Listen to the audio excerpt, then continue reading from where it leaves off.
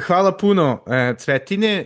The rest of the interview will be in English. However, at least we speak a bit of our local language. So, hvala puno i žao mi je zato što ne slušamo više glasova poput tvojeg iz Skopja.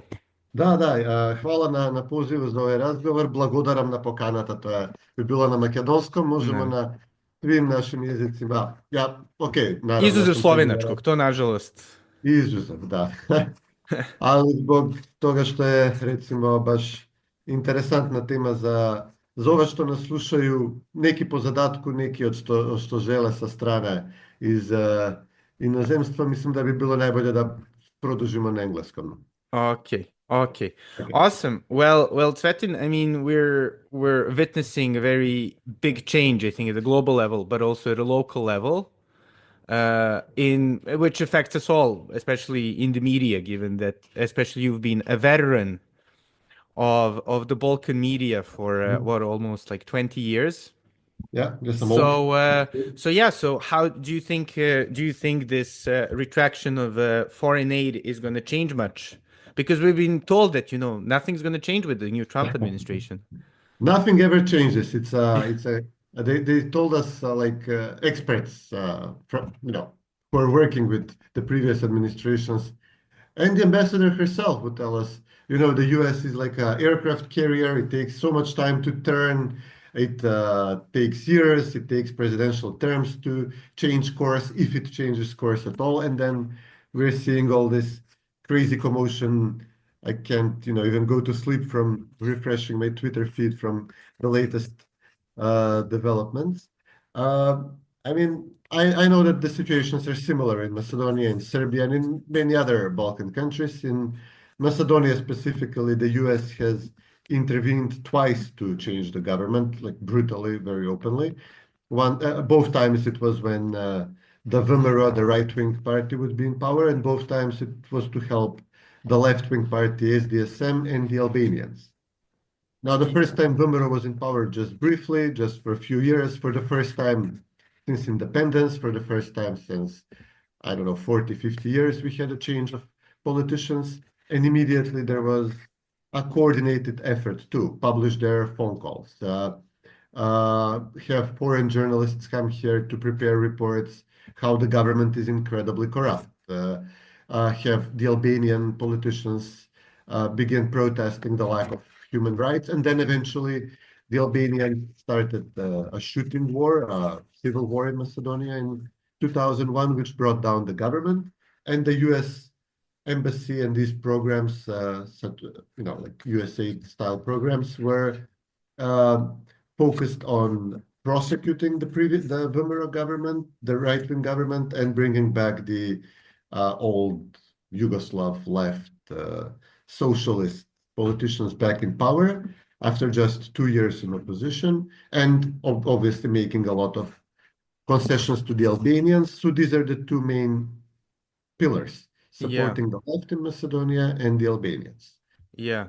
And I think in your article for Republika, which has been translated into English as well, you've actually made a very important point, which I think is kind of gets lost, is that kind of at the end, this sort of foreign interventionism actually weakened SDSM ultimately as like a normal political force, which I think is something that also happens to a lot of, I won't say like even opposition parties in Serbia, but also like oppositional movements where they sort of get captured in this very ultimately unsustainable politics. Yeah, while trying to help the left, the SDSM party come to power, USAID-style programs, the US administration is actually turning them into something that no normal Macedonian would support. I'm talking about a moderately patriotic, possibly family person, somebody who runs a business, person who has a child, because they would, and at times you would see the left acting pretty normally, adopting policies that the majority of Macedonians, small town, rural Macedonians would accept. What's that in Belgrade? Like krug dvojke. So anybody outside.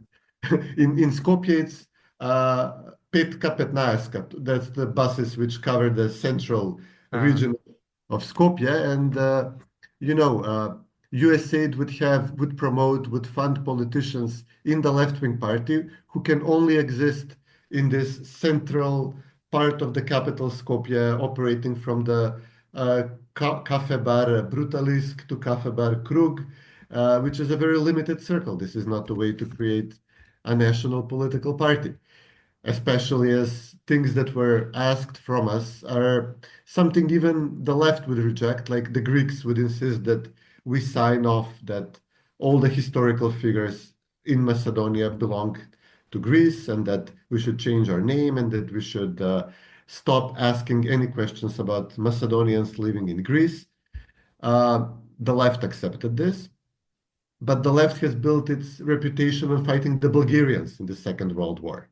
So then the US promoted politicians in their government then said, no, but we have to also accept the same demands from the Bulgarians, that we should stop calling the glorious liberation battle our fathers fought against the Bulgarians, that we should stop saying that this was occupation, we should say this was a mere technical administration.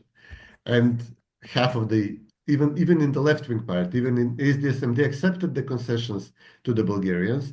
They accepted enormous concessions to the Greeks, sorry. They accepted enormous concessions to the Albanians, appointing an Albanian prime minister, giving about half of the Macedonian government at one point was led by ethnic Albanians, even though because the left would like to appoint an Albanian from their own ranks as well. So this adds to the total number. They gave half of the government to a minority, which is about 20% of the country. And they accepted this, but when the US told them, no, but you also accept the Bulgarian demands, it literally broke the party. There are two left-wing parties now. One explicitly rejected making further concessions and is explicitly rejecting this politicians Krug Dvojke style, these urban Skopje-centric politicians. Yeah. Yeah, and given that I'm actually sort of recording this from Belgrade's Krug Dvojke, and I Yeah, have of course. been, and a lot of my friends have been obviously sort of beneficiaries of this Mhm. system in a lot of ways, and as Donald Trump would say, they're great people on both sides, Yeah. but I don't know. Do you think? I think actually one big problem with this sort of class of people is that rather than being taught, actually in these like various workshops of kind of like governance and good governance, whatever, rule of law, to actually like how to rule a real country. In a sense, I think the sort of this elite kind of thinks of politics as something that's gonna, end you where you basically just end up like promoted in like a think tank in DC or Mhm. Brussels. Like I don't think unfortunately that these people are even taught that to actually want to govern like the real countries, which have their own Yeah. specific problems and are difficult, whatever, mafia, corruption, la la la. But Yeah. Yeah, they're not practical people. We have like, at the moment, USAID is trying to defend its projects by saying that, uh, oh, a lot of the money went to infrastructure and they have nothing to show for. This is why I wrote in my article, which is being banned currently on Facebook. You cannot share the link in really, Macedonia because, if there is a USAID funded censorship group, which is the official partner of Facebook, and because I am disclosing information about their own personal, finances, and not to mention political abuses, just try it. I mean, you can share it in the link below my Facebook page. You upload the article, and it gets deleted instantly. I crazy. was only able to share it in English. Uh, Huh. they're quoting some stupid spam rules. Obviously, it's political censorship, but they're citing that I violate spam rules. But yeah, we would tell them, can you please show us? In this article, I said there was a municipality which was awarded a contract. It's called a project. And the purpose of the project is that we prepare the project documentation for in case somebody actually gives money to build the road or whatever they were taking, or a chicken coop or a school or toilets in the schools. So you will have the paperwork ready in case an actual donor comes with actual money to build this. But we're only paying you to prepare the paperwork, not the actual concrete and the asphalt. So No. it's beautiful. They have uh, we were disclosing, for example, I remember during the Colored Revolution in 2016, 2017, we would disclose how all the funding going from USAID to environmental groups, for example, are used to have these groups protest against the government. And the embassy got, you know, we even had a government accountability office investigation in Macedonia. So auditors came from Washington on urging of a number of significant members of Congress, like Senator Rubio, Aderholt, Chris Smith. They came, they were demanding the emails and the invoices that the ambassador was sending, that the USA director was exchanging. We were Doge before Doge was cool, before Elon's time. And so quickly to justify their funding, they had one of these environmentalist groups stick 3 sticks into the ground, tie them with a ribbon. They tied a plastic bottle on the sticks, and they said, look, our group used our funding of 50,000 euros to have this happening event, hip, cool, uh, Yeah. installation that makes you think. And this raised the awareness in this small rural town in Macedonia that we need to preserve our environment because they have a plastic bottle hanging from a piece of string. And here you go, $50,000, enjoy. And of course, don't forget to attend the weekly protest organized by SDSM. We have a government to bring down. Yeah, yeah, yeah.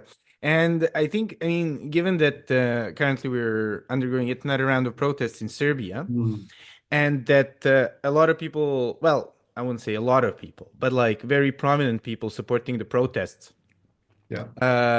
like Dubravka Stojanovic, a historian, but also your namesake, Cvetin Chilimanov, who's like a Mhm. political analyst, are sort of praising the way that that Macedonian government changed in 2016, Mhm. 2017, Mhm. which, you know, given that I follow your work and especially listen to your Yeah. amazing Macedonian content farmers podcast Yeah. to kind of keep abreast of what's going on in Macedonia. Would you So say you are that, the one who's listening to it. huh? You are the one listener we have. That's good. That's good. That's good. You know, it's not about the numbers. It's about the Yeah, yes, it's quality, quality. the Yeah. impact. But yeah, could you just maybe, you know, tell us that really this amazing, completely grassroots protest, you know, Uh-huh. completely changed Macedonia and transformed it into a rule of law country that's set for Yes, greatness. yes, of course, of course. Yeah, so I quickly mentioned the first colored revolution in 2000, 2001, which led to a war, but and a lot of concessions to the Albanians, Hmm. practically making Macedonia a binational country, which was not the original plan. But then Vumero was just briefly in power, did not know how to govern, and they were easy to swindle. The second time, under the Gruevski government, which came in office in 2006, they were much more serious people. They managed to survive, to hold on until 2017. And about in 2011, now as Obama has replaced all the Bush diplomats, uh, we had a very strong announcement. Like the prime minister was summoned to the White House, Gruevski, and was told in no uncertain terms, you have to change the name of the country, you have to accept all Greek demands, and you have to join NATO, but we will not pressure the Greeks to let you join NATO. Greece was blocking our membership because of our history and our name, and they fear potential minority claims in their territory if Macedonia is a proud Macedonian country and prosperous. No, we are not going to pressure Greece. You will pressure you. You will have to accept the Greek demands. Also, this is under some dispute. He was also pressured to accept another major round of concessions to the Albanians, giving them veto power over financial spending, the budget, all political decision making, and he refused. Like a year later, there was a quick attempt to storm the parliament by the left, by the SDSM party. It failed because Vemero was far more popular. They were able to open the economy, bring factories, actually begin and complete roads, unlike these USAID projects or attempts by But the who left. needs that? You know, Yes, that's just buying people off, Cvetin. yes.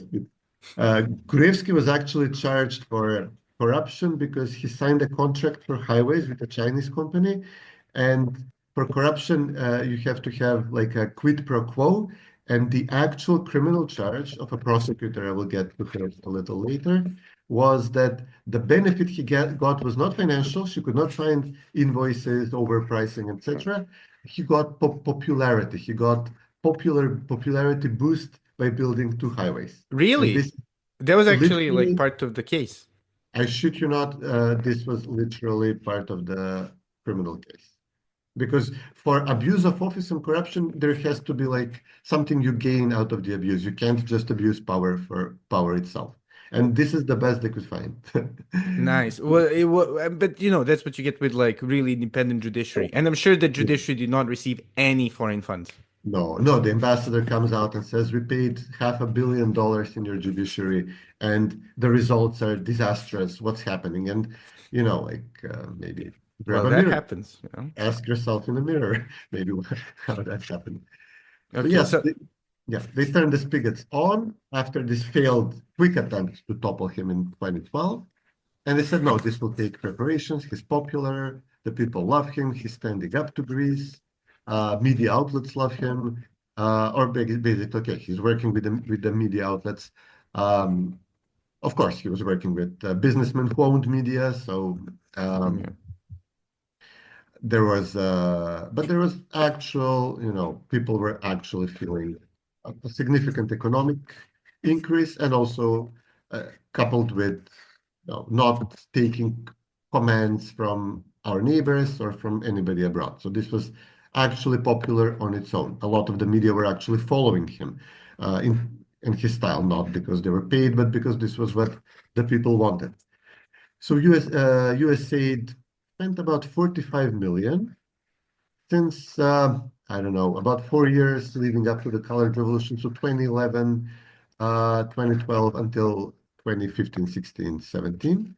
45 million were allocated for politicized political projects, democracy building.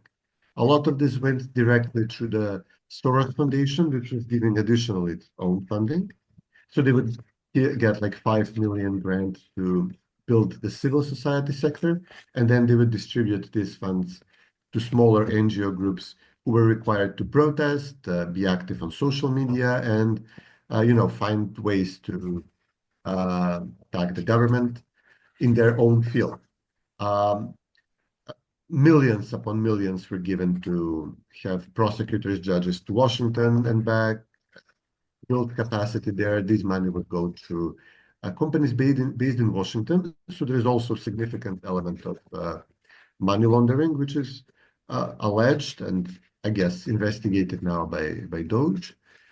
A lot of money went to media outlets, which were exclusively on the left, exclusively critical of the government. So like investigative outlet would be given like 1 million. Um, Smaller investigative outlets, 500,000. BIRN, which is active in Serbia, of course, yeah, my half a former million. employer. Well, at least, yeah, Okay. copy it, yeah. Full disclosure, yeah. No, I I got, mean, I was getting, yeah, money. So they would target a TV station which would support the government. So they would be given like 500,000 for a TV show in which they would like a sitcom style show in which they would present the young people in the family like urban, pro-left, protest-oriented, while the older people either they support the ruling government, so they look ugly physically and yeah. I'm sure there psychologically. was also a class element that they were like poor and sort of Of dumb course, and whatever, yeah.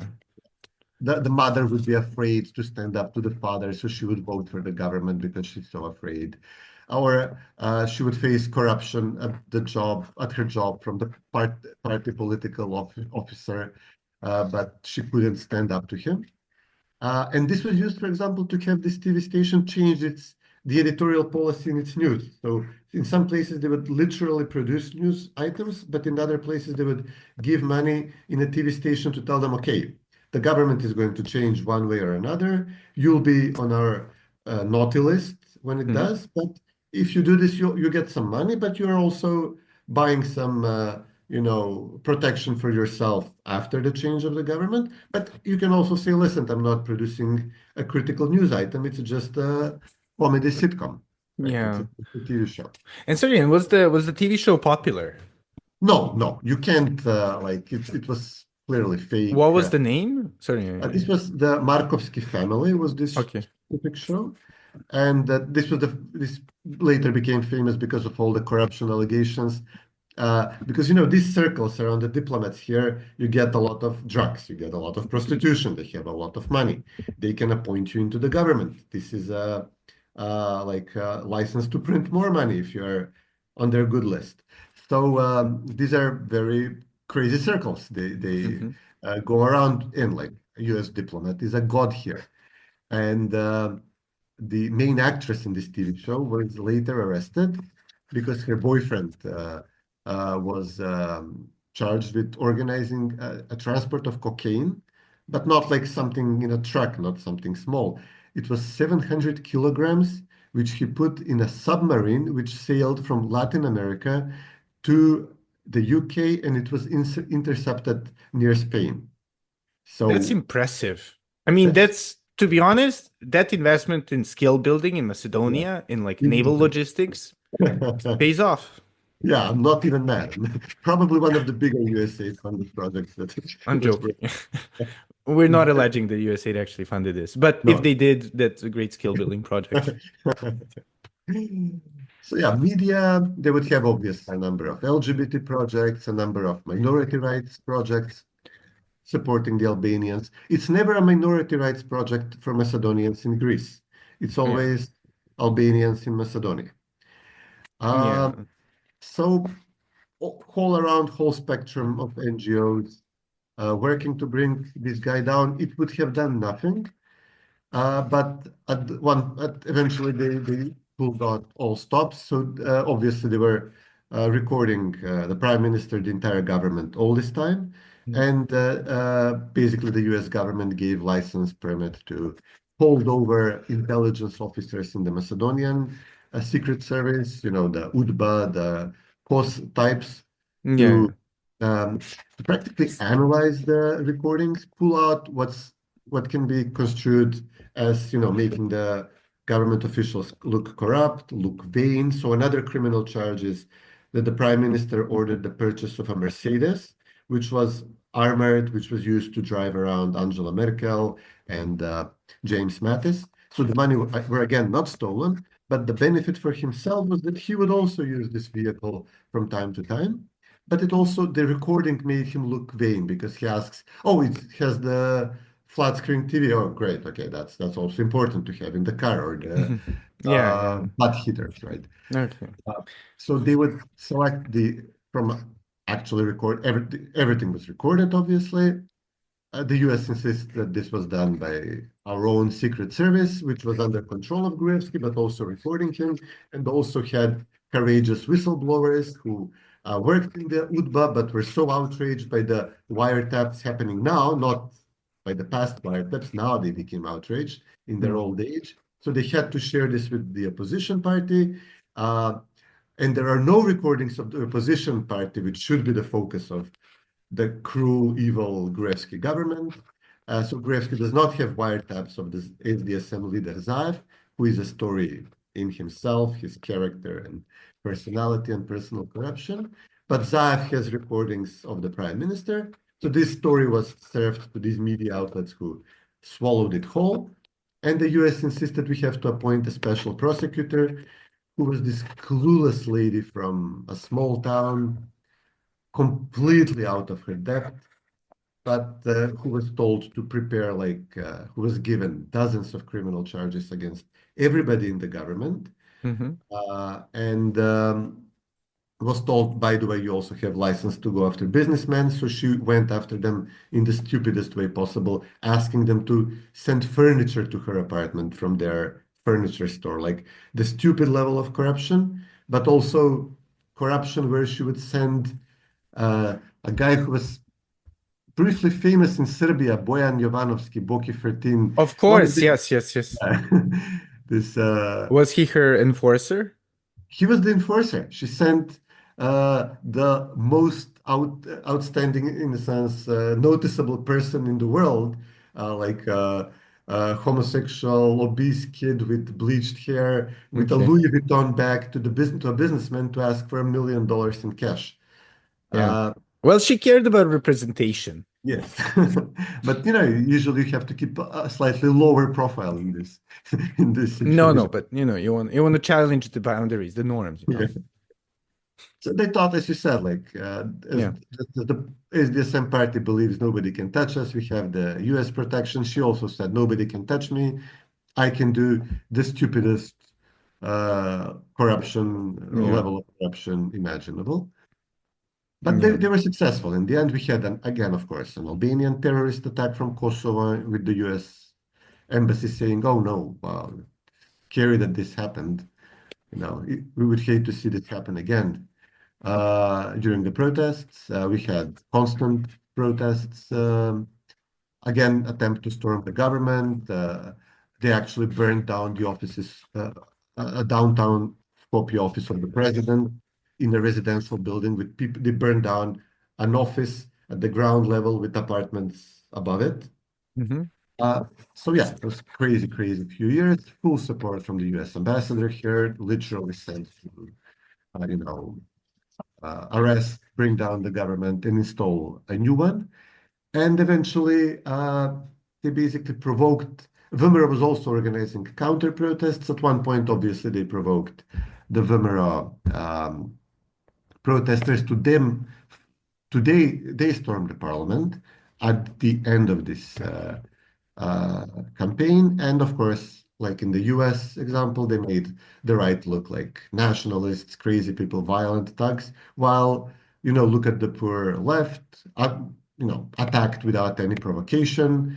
After 2 years of constantly, threatening people and uh, openly Yeah. announcing coalitions with the most nationalist Albanian factors to dismantle what was left of the Macedonian nation state, openly announcing agreements with Greece and Bulgaria to give away any shred of national pride in Macedonia. Oh no, suddenly the people were provoked. Hmm. Yeah. And yeah, that was the end. Yeah, and I was wondering, I mean, because okay, so there's all this investment and all these like great noble causes of inclusion, fairness, rule of law. These people are very educated often. They talk about it very persuasively. And so, finally have this Zevski's from Strumica, right? Yeah. So Strumica Camelot, like JFK comes there with his Well, like Harvard educated people, people of great repute. yes. And then what have they built? I'm sure it really worked. No, it's the second time the U.S. Helps install a Strumica politician who then, completely drops the ball. The first one was actually from Vumero, Hmm. president of the country, who was quickly persuaded by the U.S. that we shouldn't really fight the Albanian insurgents too much in 2001. We should actually try to talk to them, and maybe when they're surrounded, give them a bus ride. Out. This literally happened. We had them surrounded in a village around Skopje, and the US colonel came with 40 buses under strong threats at the government, stopped shelling them, took them in the buses and drove them to safety and released them to live and fight another day. But Zaev was a league of his own, like a rural style politician, private business in trading with vegetables, which he quickly built to seize the region uh, when SDSM was in power to elevate himself as the local sheriff of the region. And he would blindly follow this liberal, so open-minded that their brain fell off types of professors in Skopje. He would worship them because, I'm just a peasant kid now standing next to the professors of the law faculty in Skopje and all these big shot journalists. And whatever they would tell him, you accept the Greek demands, then we will quickly join the European Union and we will get a lot of money, of course. Of course, yes, we'll do this. He was very smart in personal corruption, so he invented marijuana expansion, marijuana growing in Macedonia. His personal family, friends, even his bishop, all invested in marijuana farms. That's Uh, cool. yeah, uh, he um, he invested in. He's currently investing in Dubai. He's practically prepared like a offshore destination for himself when he has to flee the country, and he's half fled by now. Yeah. Uh, but they forced the country to change the name. They didn't have the votes in parliament, so they literally arrested members of parliament from Vomero. Three of them for storming the parliament, because when the protesters came in, they opened the door from the inside. Um, one of them because they arrested her son, so they kept the member of parliament, who is Serbian actually, Mm. her son in prison, threatened him with long prison sentence. They released him, they gave him a sentence which is just enough so you can ask for a suspended sentence the day after she voted to change the name of the country. So literally, we had about 15 members of parliament arrested or charged. We had these three were actually driven from detention into the parliament. They were released by the judge from strict detention into house arrest, and they were told that as condition of your release, you're also allowed to participate in your parliamentarian duties. And it was exactly on the day of the first vote for the name change. So they were literally driven from prison into parliament, voted, and then allowed to go home into house arrest. Yeah. After that amazing referendum, which also was a pinnacle of democracy. Yes. Yeah, they told us we have to vote. We have to put this on a referendum. The referendum was, do you want to join the EU and NATO? Through the Prespa Treaty, which means that we have to adopt a new name, North Macedonia, and give away the classical period history we claim to Greece, that we have to acknowledge that everything up to the Yeah. settlement of the Slavs in the Balkans belongs to Greece. And of course, we're now Macedonians in Greece. We can't mention that they exist, Yeah. let alone send any funding or, Yeah. So, Eh, yeah. And the yeah. referendum was uh, uh, the law is that you need 50% of the voters to vote, plus one voter, of course. And I think they got it up to 36% with all the threats, blackmail, bribery. We had Angela Merkel come here, Theresa May, Macron sent a video message, all sorts of promises. And of this 36%, more than half, at least half were ethnic Albanians, with who obviously not only they don't care about Macedonian history or the name of the country. In fact, it's in their interest that the Macedonian national identity is subdued. So maybe some people identify as citizens of the world living in the Krug Dvojke. Yeah. Some identify as Bulgarians or as Serbs because, people have, maybe Yeah. if they have like a grandfather or a father who is Serb, and they say, listen, this identity is obviously collapsing, but there is another non-Kakt identity which I can adopt. At least my father was a proud man.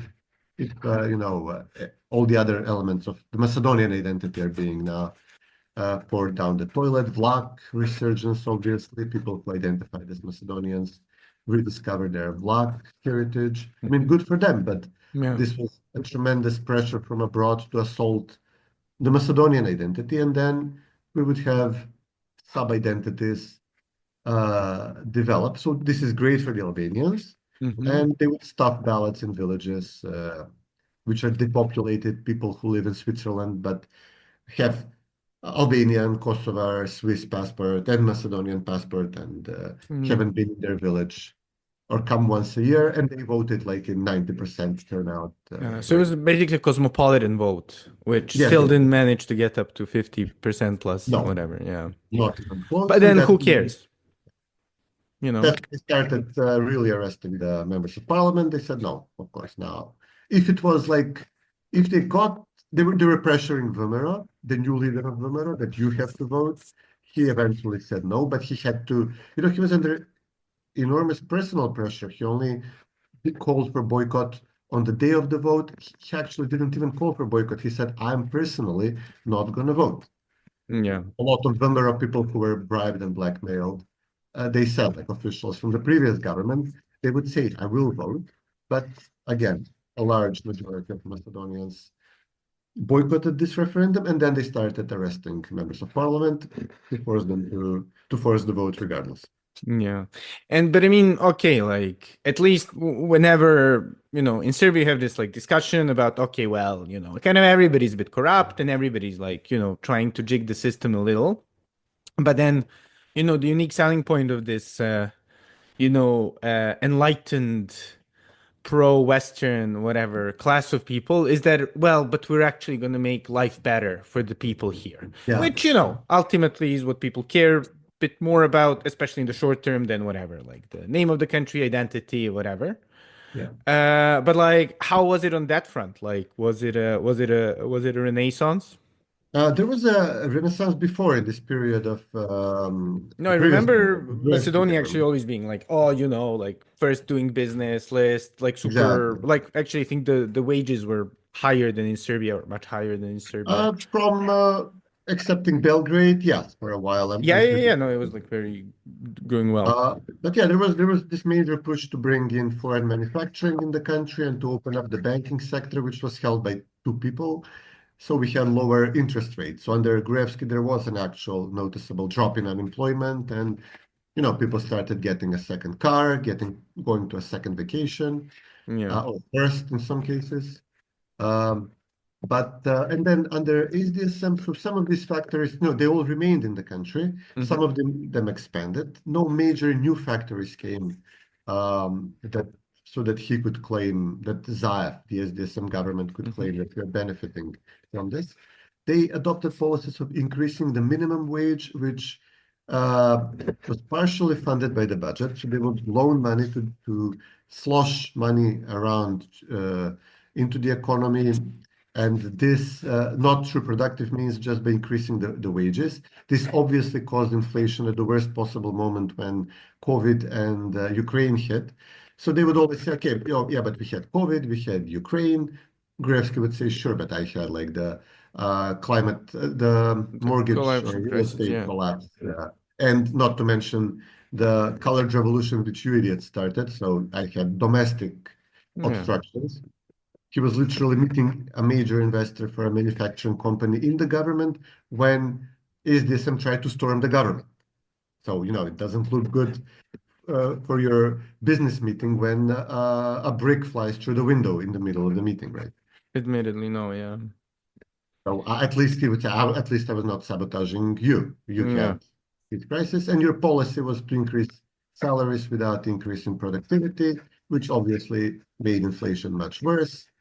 Um, Part of our agreement with Greece, apparently, is that we stopped digging coal because we Ah. were, to a large extent, energy independent, and Greece can't allow this because Gruevski could tell them, listen, you get out. I mean, I'm rejecting your demands. I have 70-80% of food and energy needs met, and I have a growing manufacturing sector. Like, Hmm. I'm a middle income, poor middle, lower middle income country in Europe. I can only go up. What are you going to do to me? So they stopped digging coal. They cite environmental reasons. Suddenly, the coal beds became poor, of low quality. It's not profitable to dig. Okay, let's start to import coal from Albania, and we'll drive it through Greece. So they would make us double dependent on our two strategic components, on our energy supply, which is And it's a most, much greener coal from Albania. yes, of course. Mix it with Zav's marijuana, and it's all very green. It was literally the policy to make the country dependent on its neighbors. And in the meantime, Zaev, along with the literal State Department official who was sent from Washington, Obama appointee, but remained under Trump's term because Trump didn't replace anybody the first time, who came to order us after this incident in the parliament, order us to form a government of the left and the What was the Albanians. name of the guy? The guy was a Korean guy, Hoyt Yi. Ah, yes, yes, yeah. He Yeah. I also had a mandate, I think, over Kosovo and yeah, He Serbia, was whatever. Yeah. in Greece. They had a lot of Korean Chinese guys in Albania as well. There is a line of them in the State Department. So he Hmm. left his job. He started working for an investment company in New York, which invests in a major coal plant in Bulgaria, which was exporting electricity to us. just as these politicians appointed by this guy said that we do not need domestic production, but we have to import from somewhere. Okay, let's import from the coal plant of our old friend, the former US diplomat who put us in power. And immediately both the SDSM and the Albanian partners in the government, they set up through their family members companies for trading and importing of electricity. So they could literally say, okay, today we're going to have we predict a shortage of electricity production for the next 3 days, and let's let's place our companies in time to, to Mm. purchase surplus electricity in Bulgaria, Yeah. the dog, Okay. or let's import from Republika Srpska, and then by some coincidence, in these 3 days, domestic production goes down. Ah, cool. They tell, yeah. But okay, like okay, this whatever things happen, Mm. whatever. Like you just end up building a power plant, and but at least the ethnic relations, right, improved. Yes, absolutely, absolutely. The SDSM gave away the store. Like they literally, uh, they appointed this old idea that was because they didn't have the Macedonian support. Gruevski, Vemero, then and now under Mickovsky, they have majority support of the ethnic Macedonians. SDSM only won in the 2016 elections at the height of this colored revolution when the US Embassy told Albanian villagers to stop voting for the Albanian parties this time and to vote for SDSM instead. So an Albanian village, which, for example, let's say in Preševo, in Medveđa, they would vote for the local Yeah, Albanian party. yeah, right, yeah, But imagine if suddenly it's enough of them to make a difference and they vote for the local Albanian party for 30 years, but suddenly they decide to vote for the largest Serbian, ethnically Serbian, nominally Serbian opposition party. And this helped them reduce the margin of defeat. They still lost in 2016 the elections to Vemero. SDSM lost even after all these wiretaps, even after this dozens upon dozens of criminal charges, one stupider than the other. yeah, Even after open support from the EU, US, UK, Swedish, Italian, Dutch ambassadors, yeah, uh, they still lost. But with the Albanian votes, about half of the Albanian people voted for SDSM for the first time in history and never again. So there yeah, is a blip in this village in its voting record. We vote for the Dui Party, the Albanian party, Dui, yeah, Dui, yeah, Dui. SDSM, Dui, Dui, Dui. So there was one historic blip in their voting record. yeah. They still lost, but they got close to Vemera. But they But I'm never, sure it was because of it was such a great advertising campaign. absolutely, they had one Albanian on the list of SDSM, and they got like 70,000 votes. That's Like, perfect. I don't know, 30% of their 20% of their total. Yeah. See what embracing diversity and openness gets you. Exactly. And That's because good. they're such weak among ethnic Macedonians, and they were so much dependent on the Albanian voters, uh, every month there would be a new demand from like increasing, mandating the use of the Albanian language. We already have it in areas where there are 20% Albanians. They mandated this even in like far east of Macedonia, even in Strumica. They would force either employment of Albanian translators. Well, yeah, actually, they would force the government to employ Albanian translators in the retirement fund, in the agricultural local Yeah, branch. yeah. So it's like The a jobs forest, program, basically. sure. Uh, they got like unprecedented important departments, which ethnic Albanians never held. Finance was only held once by a Yugoslav-style Albanian, not like an Albanian nationalist. It was never held by an Albanian for Hmm. obvious reasons, because this is a Macedonian country. It was meant to be a Macedonian nation state. The foreign ministry, even more importantly, was given to the largest Albanian party. And what was another? These are like the big four ministries. Two of them were given to the Albanians. Yeah. Um, but not only did they get these departments, but for example, they used the foreign ministry. The Albanian minister would go to Bulgaria to negotiate with the Bulgarians about the Macedonian historical narrative and national identity. Again, a person who obviously does not personally care about the Macedonian identity. And not only it doesn't hurt him among his voters if he loses this fight with the Albanian diplomats, it actually helps him because he says, look, we're sticking it to the Macedonians. I'm the one forcing them to accept a concession Yeah. on the historical narrative, Mm. which is Yeah, but crazy. did the Albanian parties become like, I don't know, more, say, cosmopolitan, less sort of entrenched in, their like varied ethnic interests? No? No, God forbid. I mean, they would use meetings with important diplomats to raise the issue of Kosovo instead of raising, like, for example, we're under veto from Bulgaria. So this Hmm. was the funniest thing that after making the concession on the name issue, Zaev had a veto from France, which is a much worse veto. I mean, we were under blockade from Greece. Macron sent a video message urging us to vote on the referendum, saying this would, like in like milder terms than the other diplomats, but he said this would help your EU prospects. And immediately after the referendum, the name change, he said, no, oh no, I'm blocking you now because the EU is not ready to accept you.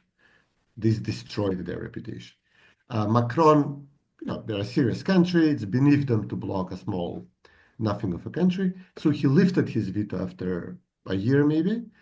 And then immediately Bulgaria started That thing. blocking us. Yeah. Um, so we were encouraging nationalism in our neighbors because they see us as weak. We would get demands. This was not an issue. Bulgaria was not raising these demands at this level before because they knew that Gruevski will tell them, listen, this is unacceptable. And he might even overreact and put a monument to a historical figure that the Bulgarians claim. So he would even tell them, you cannot bully me, and I will actually make you look weak in the eyes of Yeah. your own public because you can't force me to change my narrative. They saw weakness, and it actually emboldened Albanian nationalism, Greek nationalism, Bulgarian nationalism. Demands that we never faced before were put on the table once they see that you're broken and everybody can do what they want with you. No way. So, so I mean, I know, Let's I say know this time. you're very much in demand, Cvetin. So, Yeah. and so maybe, okay, I think this is a very like interesting story, and I think it's obviously Yeah. reflected in a lot of places, and it's kind of okay, like obviously all of us have our like political biases, preferences, whatever, but like the mechanism of the politics kind of does not really change. I mean, kind of it's not that it didn't seem that like difficult to understand that certain things might come to pass. But I'm wondering sort of how do you see the sort of future of the region with, I guess, hopefully less of this interference? Because, for example, one thing, and maybe that's interesting, but like, I think one thing that we lack in Serbian media Mhm. is any real coverage of things that's going on in, Mhm. Macedonia, in, Bulgaria, Romania. I think Romania is obviously a very interesting Yeah. example where we still and our educated elites in even that's across the political spectrum would rather like read this from like the New York Times or Sure. whatever than actually like investigate themselves. So you hear people still here calling for the Romania scenario and like Yeah. praising Romanian prosecutors, but then kind of failing to understand that actually that kind of did end up with the situation where you don't have a presidential election. Yeah. No, we're a good example not to listen to promises. I mean, somebody even mentioned it was, I guess, Edward Joseph, who's one of the worst Oh, our former best friend, OSCE yeah. intelligence, yeah, people, total Albanian, lobbyist here in the region, who said, yeah, let's try use the Przino example in Macedonia. This means the prime minister or the president in your case sits with the opposition, agrees to elections with media monitoring of the TV stations to make sure they report critically of the prime minister. The opposition would have mandates to fine or punish media outlets if they're unbalanced. To what were the other demands?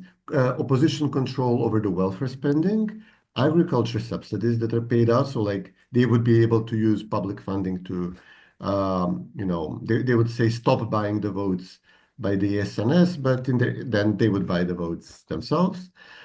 And then you go to the elections, and suddenly you have like strange turnout in some places you never thought, who never voted one way, they're voting another way.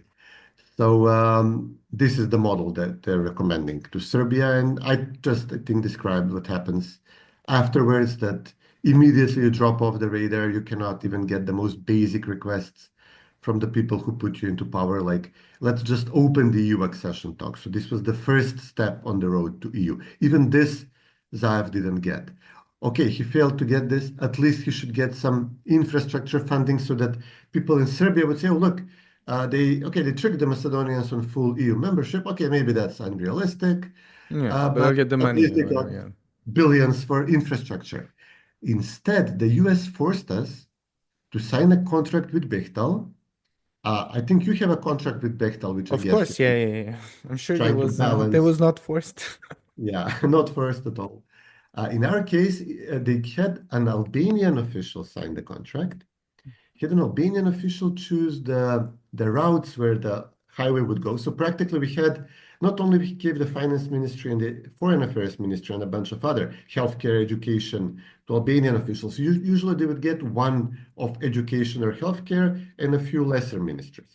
That's the situation now. They have healthcare, and the others are like the ministry of checking if the door is lubricated properly. Yeah, yeah. And they gave them the transportation ministry de facto. They took the powers of the transportation ministry and gave it to this Albanian deputy prime minister, and they empowered him to sign a contract that it's going to amount to one annual budget of the country. No sweet loans, no.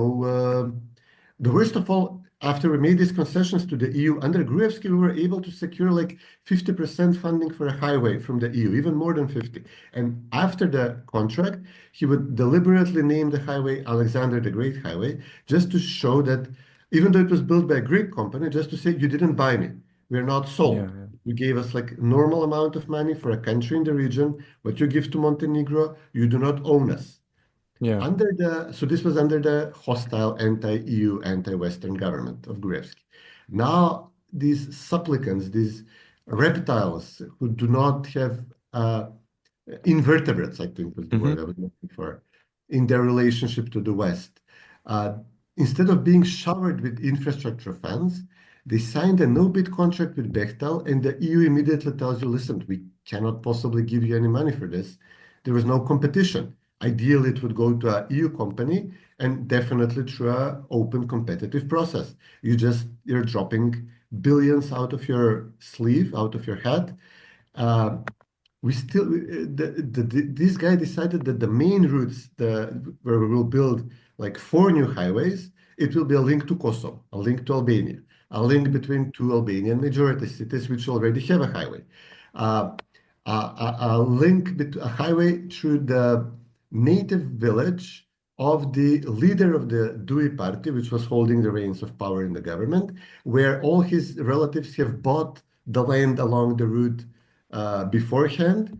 They bought it for 1, 2 euros per square meter, normal price for a field or a mountain or a hilltop in rural Macedonia. Nothing grows there.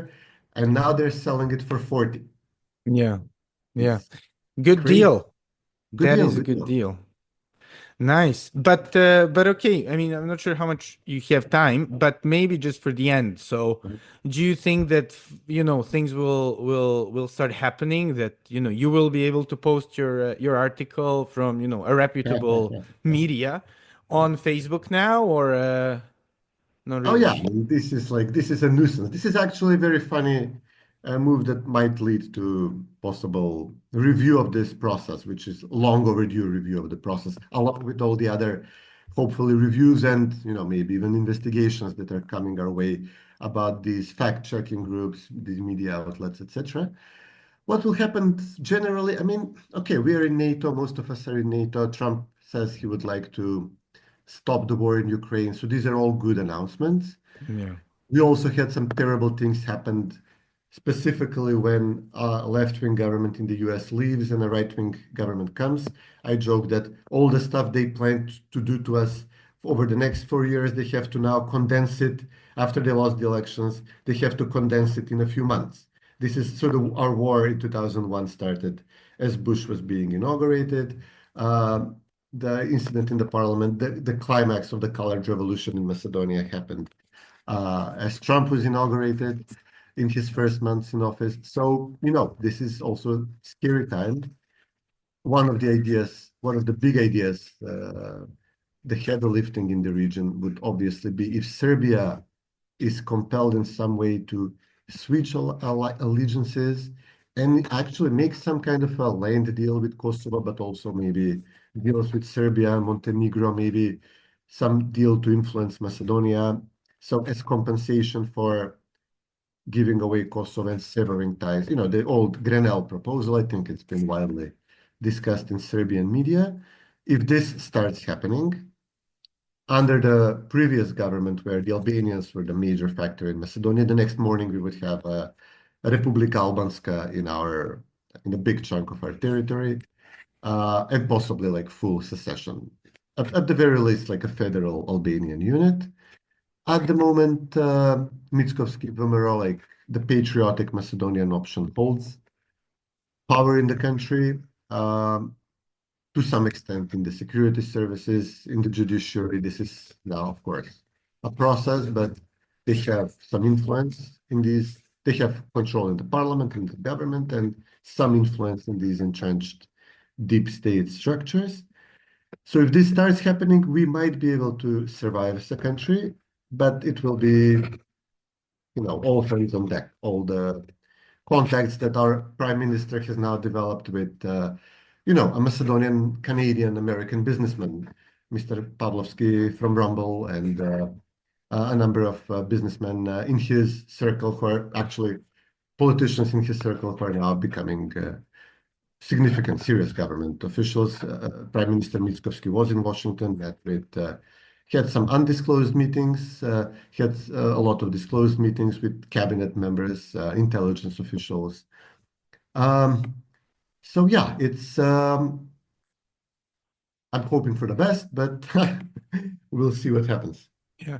And in the end, and do you think, like the media situation or like civic society, quote Mm. unquote, situation will get better now? I just wrote an article saying how hopefully this is the end of our, I like to call them artificial intelligentsia, people who've been propped up for the past, whatever, 30 years and haven't produced that much in terms of, whatever progress in the I'm society. gonna steal this.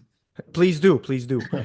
But do you think that'll change? Do you think like you'll actually have more normal discussions? Because I think, the big, sorry for like talking too much about this, but like I think the biggest problem is that they did really sort of whichever part, like, whether it's like reconciliation, ethnic dialogue, LGBT issues, Mm. they would just like, or even podcasts and Mm. Instagram pages, Yeah, they would literally just like flood it with money with their like yeah. same annoying like messaging, and it was all like just basically like propaganda nonstop. You could not talk about the same things all the time. I mean, this was completely one-sided. They would always constantly, completely fund just one type of journalist, one type of public commentator, activist, protester. And, it's not that there were no options. I mean, you live in the Krug Dvojka. I have a bus stop for the number 5 and 15 buses here. I'm not saying that we are the best the right has to offer, but there are people like this on the right exist, and we're obviously not the typical right-wing voters or supporters. With a little effort, with a little seed funding, they could have, built uh, an alternative ecosystem of voices. So then they would be able to say, oh, look, we were funding the left, but we also funded some people on the right, and it was fair and balanced. This was obviously not the case. Uh, but I don't know, now it depends. Would they try to, do we let this system now, if it remains without funding, do we watch it wither and die? Do we watch them run to the other embassies and laugh at them? I mean, they'll already have the other embassies tapped to maximum capacity as well. I don't know if there's any fresh money that could come to replace the USAID funding. The principled answer would be that the US has no business in funding ideological political options. The parties in Macedonia, in the US, have enough resources. There is the internet. They can team up with American parties, commentators themselves. I mean, we have invited right-wing journalists here. It is perfectly easy to do. It's possible. So, there is no reason for the government to do this and to tip the scales. We like this side, we don't like this side, so we're funding these guys and we're attacking these guys. This is the principled answer. I could also totally see Trump. I see that Mike Pence, who is a prominent voice on this now, he has been commenting these past few days that actually we will need soft power tools. So practically saying that there should be a MAGA USAID version, I guess. So maybe if the courts force Trump to keep the funding, he says, okay, but now we're funding only right-wing voices and traditional family and stop migration and issues like this. I don't know. I don't know what happens, honestly. I'm enjoying this back and forth. I'm enjoying being the underdog. I don't know how I would like the situation if now all of a sudden the US is funding my side and do I now have to listen to their orders? Will I be critical of this? We'll see how they do it. But this has been very entertaining to watch and report on in the past years. Yeah, yeah. And where can people find you? On Twitter at Cvetin, my weekly column, unless it's embargoed, deleted, is on republika.mk. It's in Macedonian. I'll try to translate it into English more often. And Yeah. of course, the much watched, much listened to Macedonian Content Farmers podcast, which is on Rumble, obviously, and on also on YouTube and Spotify, I think, and Substack. For some Mm. reason, we published the podcast on Substack as well. Yeah, yeah, no, it's a great platform. So Anyhow, okay, well, hopefully, there will be sort of a nice restart and sort of mhm. more space for actual independent voices, although that term has become like a Yeah, joke term basically. sure. But yeah, thanks a lot. Thank you. Hvala vam puno. Благодарам много.